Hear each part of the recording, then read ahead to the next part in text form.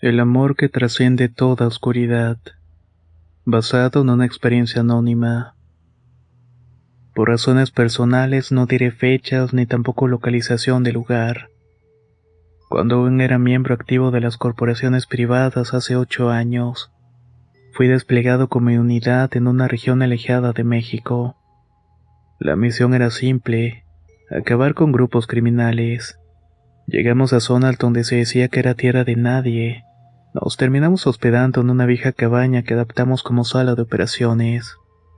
Teníamos información de inteligencia que apuntaba que cerca de ahí había una fábrica abandonada que servía de laboratorio para un cártel. Cuando llegó la noche estábamos listos. Usamos la maleza y el factor sorpresa para actuar. Al llegar a la fábrica nos dimos cuenta que parecía estar abandonada desde hacía varios años, y ni siquiera había un alma dentro. No sé decirles por qué, pero tuve un mal presentimiento, como una mala espina. Pensé que todo aquello era un montaje que ocultaba una trampa. Estaba a punto de contactar a la base cuando por medio de las rejas que daban al estacionamiento, vi a una niña de no más de 8 años. Era muy obvio que estaba asustada y se fue corriendo en dirección a la bodega. No pasaron ni 5 segundos y vimos dos sujetos armados que salían de ahí cargando unas bolsas negras. Le dije a mis colegas que actuáramos con precaución por la presencia de niños en la zona. Entramos para rápidamente tomar el lugar abatiendo a 4 hombres del cártel. Lo extraño es que no había nadie más. Ningún rastro del supuesto laboratorio y tampoco otros hombres armados. Pero lo que más me inquietaba es que no encontramos a la pequeña. Notificamos al centro de operaciones ya que no era raro que una que otra vez inteligencia pudiera equivocarse. Pero de alguna manera no me sentía tranquilo. En ese momento escuché un ligero chillido de una niña. Todos nos pusimos alertas. Ahí nos dimos cuenta que la niña que vimos unos minutos antes estaba a unos cuantos metros de nosotros. Le hablé y me acerqué a ella con precaución, aún sin saber si era una trampa o si realmente la pequeña era víctima del cártel. Estaba a punto de preguntarle su nombre cuando la niña me dijo: «Ayúdame, mi hermanita está en peligro, la tienen los hombres malos». Sin esperar respuesta se echó a correr nuevamente. Su ropa estaba llena de tierra y llevaba un pantalón de mezclilla roto, así como una playera blanca con manchas de sangre. Lo raro de esto es que llevaba puesto un zapatito. Por protocolo no debía seguirla en caso de ser una emboscada, pero había algo en su mirada y en su voz que no podía explicarme. Me decía que dentro de mí la siguiera porque decía la verdad y estaba en peligro. Volteé a ver a los demás con una mirada rápida que entre nosotros sabíamos lo que teníamos que hacer. Operaciones se contactó dando instrucciones de volver y deshacernos de todo. Comenté la situación y nos dieron la orden de retirarnos. Nosotros somos contratistas privados, y aunque se nos da la libertad para realizar trabajos, a diferencia del ejército y la marina, sabíamos que habría consecuencias graves si descartábamos una orden. Di la indicación y nos separamos en 2 grupos. Uno se quedaría en el lugar a resguardo, mientras que el otro iría tras el rastro de la pequeña. Así fue y seguimos la pequeña hasta la puerta en el piso del patio. Casi no se distinguía porque estaba cubierta por la maleza. Entramos y nos dimos cuenta que era un túnel. Usamos unas gafas de visión nocturna y avanzamos cerca de 300 metros, hasta que finalmente nos topamos con 2 caminos. La señal dentro del túnel era mala. Solo se escuchaba estática en los teléfonos y en la radio. No sabía qué hacer, pero frente a nosotros estaba de nuevo la niña. Nos hizo señales para que la siguiéramos por el camino correcto. Así lo hicimos a sabiendas de que podía ser muy pero muy peligroso. A veces pienso que la seguimos por culpa, que tal vez salvar a la pequeña aligeraría nuestra conciencia de tantas cosas que hemos hecho. Llegamos a lo que parecía ser el final del túnel. Había unas escaleras y una puerta, nos acercamos y escuchamos las voces de varios hombres. Se oían que estaban preocupados por escapar y al mismo tiempo también se escuchaban varios llantos de pequeños. Me asomé levantando un poco la puerta apenas para que fuera visible de lo que ocurría del otro lado. Así pude ver a unos hombres subiendo niños a unas camionetas junto a unos bultos. En ese instante me desconecté de todo. Solo veía el lugar por la poca luz de la luna que iluminaba. Ahí reconocí a la niña en medio de los otros. Le avisé a mis hombres y aprovechamos el ruido que teníamos y la maleza para salir del túnel. No queríamos ser vistos y debíamos hacer nuestro trabajo. Al final terminamos abatiendo a todos. Pusimos a los niños en resguardo, pero una vez más no ubicábamos a la niña. Operaciones se comunicó conmigo y estaban furiosos. Habíamos descartado una orden directa y bastante clara. Le expliqué lo que había ocurrido. Del otro lado de la bocina hubo silencio. Cuando por fin hablaron, dijeron que esperáramos y querían unas llamadas para mandar refuerzos, ya que toda esa información no fue dada por inteligencia. Aseguramos el lugar hasta que finalmente llegaron unidades del ejército, de la policía y paramédicos. Y en eso se acercó una pequeña de unos 5 años. Me preguntó con su cara llena de tierra y los ojos hinchados por haber llorado mares y no había visto a su hermana. Le pregunté cómo era su hermana y cómo iba vestida. Un sudor frío recorrió mi cuerpo cuando me dijo que la descripción de la niña, la misma que habíamos estado siguiendo en el túnel. Le prometí que la buscaríamos y le pregunté dónde fue el último lugar donde la vio. La pequeña me respondió que la había visto horas antes porque se le habían llevado junto con otros niños antes de entrar al túnel. Me comuniqué con el resto de mi equipo que aún estaba guardando en la fábrica. Ortega, un compañero, me comentó por radio que tendría que ir a la fábrica porque necesitaba ver algo. Regresé con el resto de mi equipo en lo que la policía y el ejército hacían su trabajo. Cuando llegué vi a Ortega pálido pero con el rostro lleno de tristeza.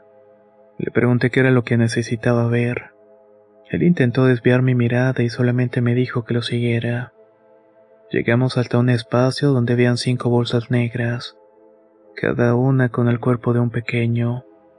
En una de ellas estaba la pequeña que habíamos seguido, sin un brillo de vida, pero con una sonrisa en el rostro. Una sonrisa que yo concluí que era de alivio. Nos comentaron que llevaba por lo menos 6 horas de haber fallecido. Los habían encontrado a medio enterrar en uno de los patios al lado de un árbol. Todos nos volteamos a ver entre asustados, tristes y sorprendidos. González, que era mi segundo al mando, me miró y me dijo que eso no era posible. Todos nos negamos a creerlo, pero la evidencia estaba frente a nosotros. Antes de retirarnos vi de nuevo a la pequeña que habíamos rescatado. Tenía una sonrisa de ilusión y me dijo que ya había encontrado a su hermana. Me dio un beso en la mejilla y se fue con los demás pequeños. No pude evitar la nostalgia y hasta derramé unas lágrimas. Mis compañeros se dieron cuenta, pero respetaron el momento que estábamos viviendo y no dijeron nada en absoluto.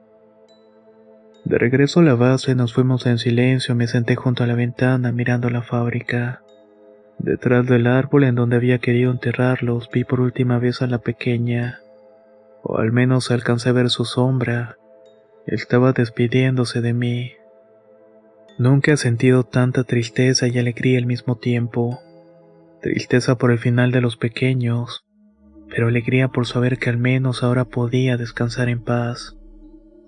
Estoy consciente de que esta historia no da miedo, pero siempre la recuerdo al ver cómo el amor puro e inocente de una niña pudo vencer incluso a la muerte y nos pidió ayuda para salvar a su hermana y a los demás pequeños de un destino inhumano. Muchas gracias por haber escuchado esta experiencia.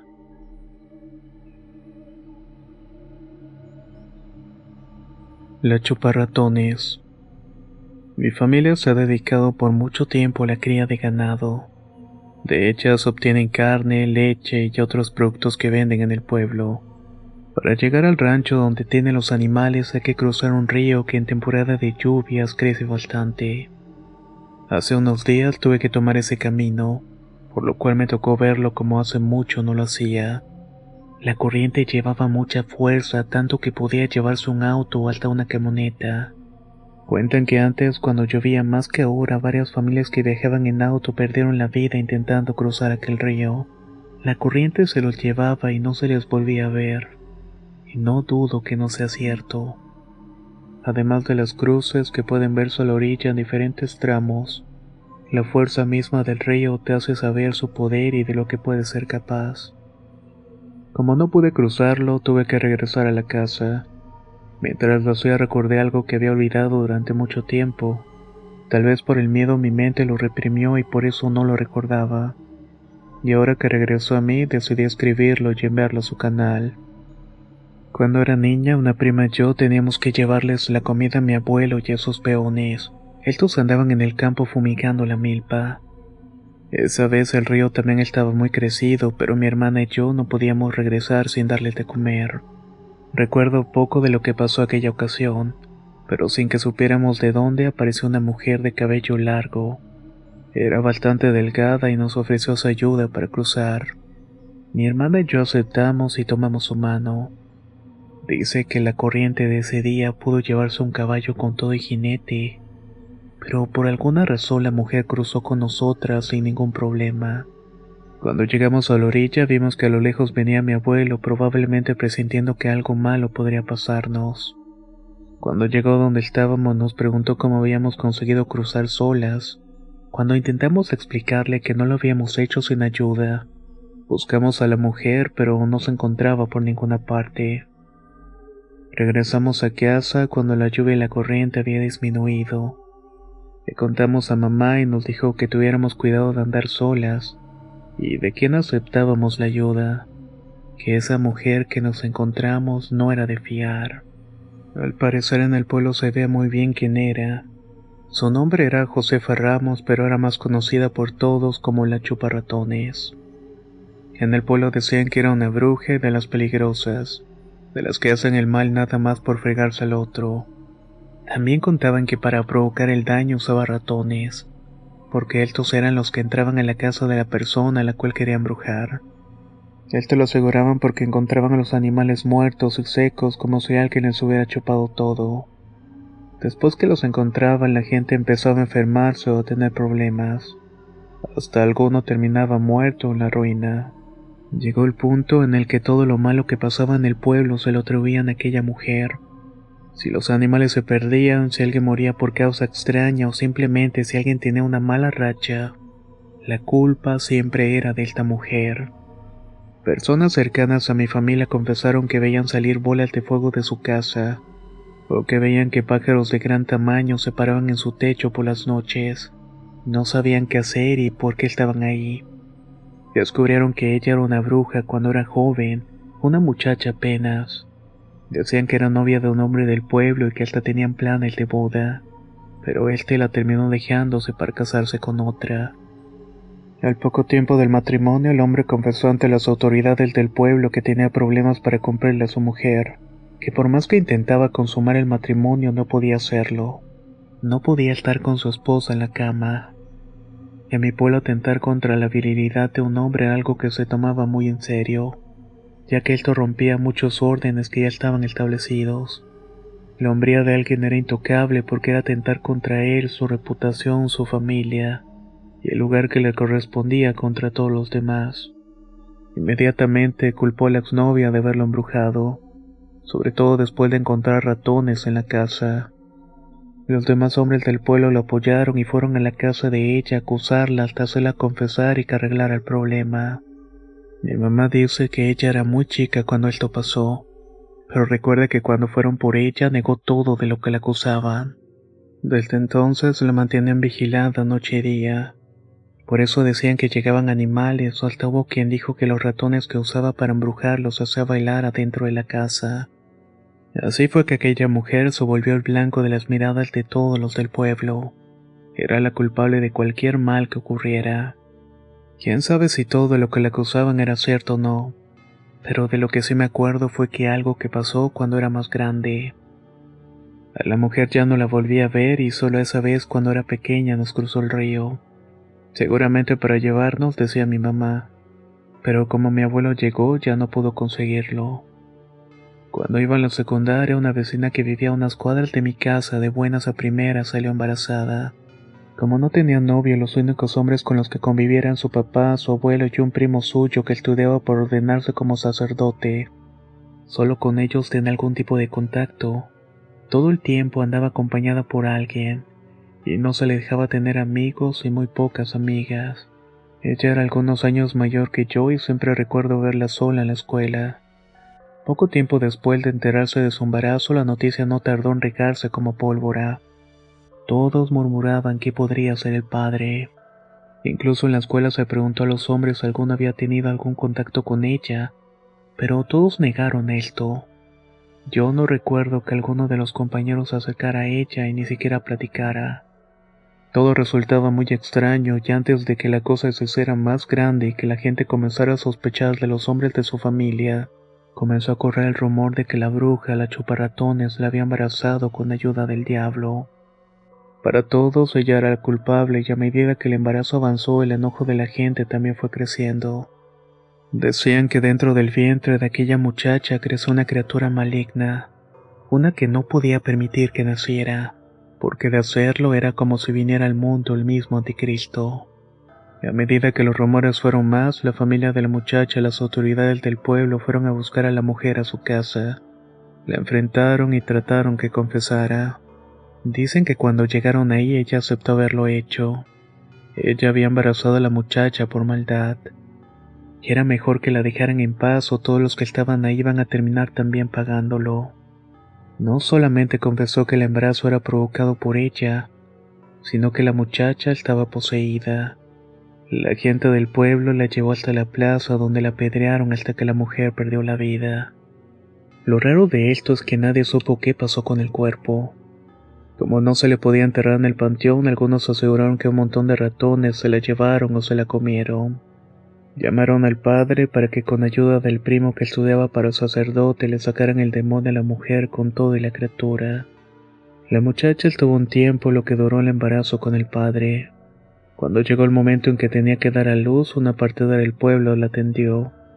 Les aseguró a todos los presentes de que el bebé no era el demonio, sino más bien una criatura como cualquier otra. Bautizaron a la niña asegurándose con eso de que no tenía el demonio dentro. Años más tarde se descubrió por una denuncia hecha en otro pueblo que el primo de la muchacha, el que estudiaba para ser padre, había abusado de una mujer.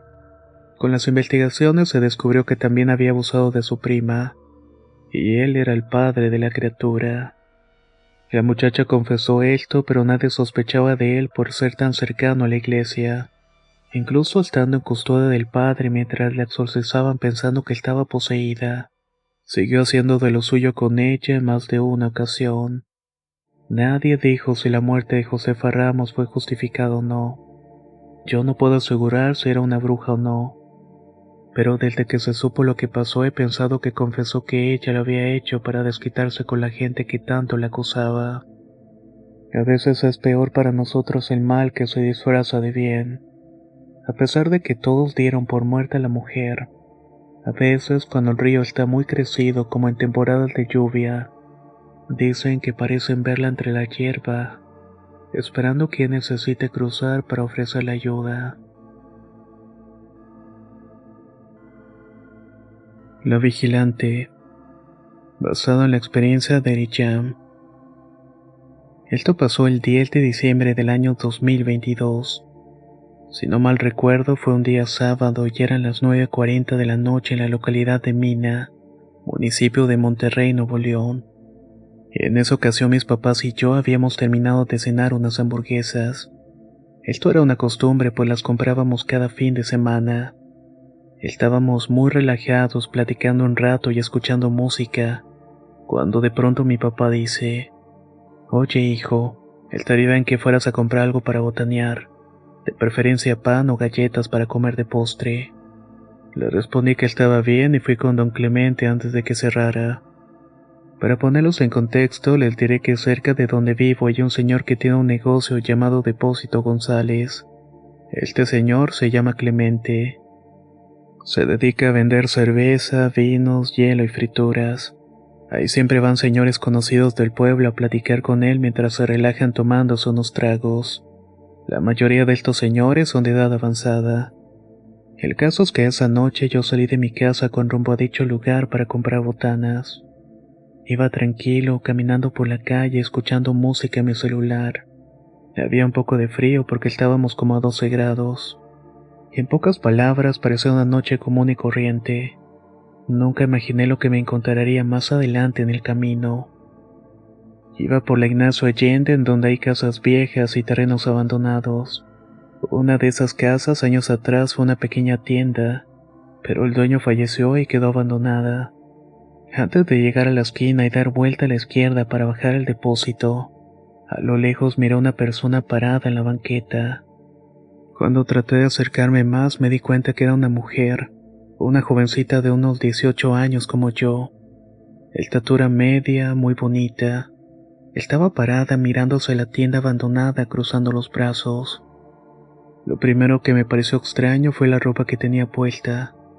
Ya se veía pasada de moda, por así decirlo.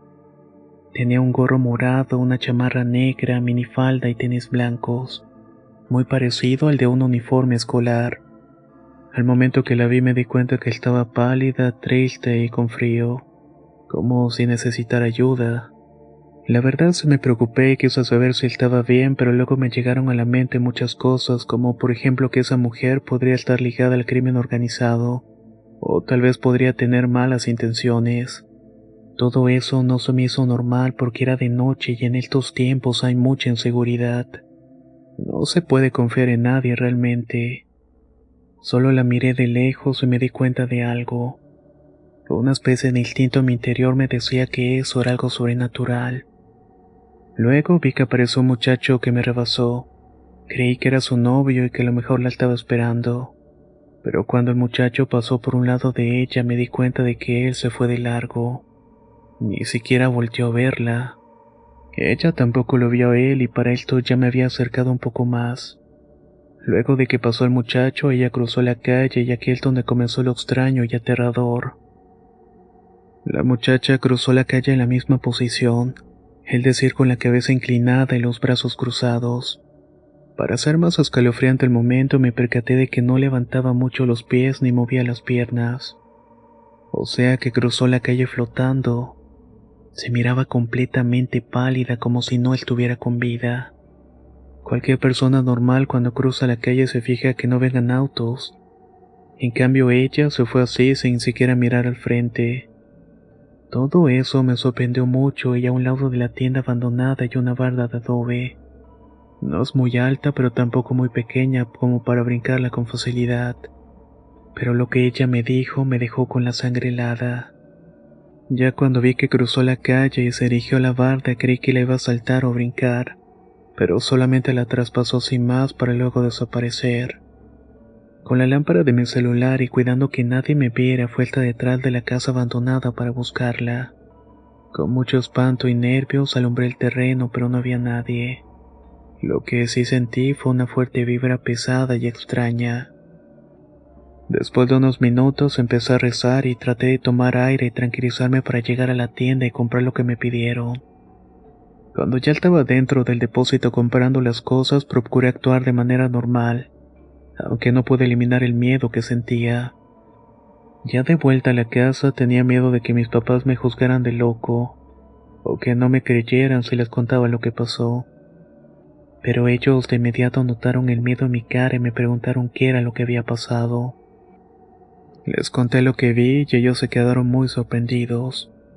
Me dijeron que posiblemente la chica era un alma en pena a la cual asesinaron en algún punto del terreno años atrás. Tengo la impresión de que no me creían del todo, pero dejé las cosas así. Al año siguiente, el 26 de enero, 5 días después de mi cumpleaños, tuve un sueño con la joven aparecida. Hasta la fecha este sueño provoca algo de confusión y no puedo olvidarlo. El sueño fue el siguiente.